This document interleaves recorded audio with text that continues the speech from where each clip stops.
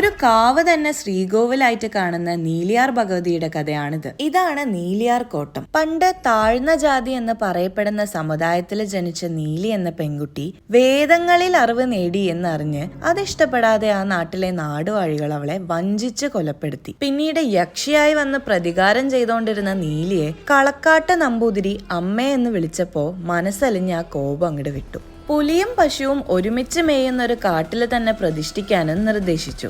അങ്ങനെ നീലിയമ്മ നീലിയാർ ഭഗവതി അഥവാ കോട്ടത്തമ്മയായിട്ട് മാറി. കണ്ണൂർ മങ്ങാട്ടുപറമ്പ് എന്ന സ്ഥലത്താണ് ഈ തെയ്യം വഴിപാടായിട്ട് നടത്തി വരുന്നത്. ഹിസ്റ്റോറിക്കൽ ഇമ്പോർട്ടൻസ് ഉള്ളതുപോലെ തന്നെ എക്കോളജിക്കൽ ഇമ്പോർട്ടൻസും ഈ സ്ഥലത്തിനുണ്ട്.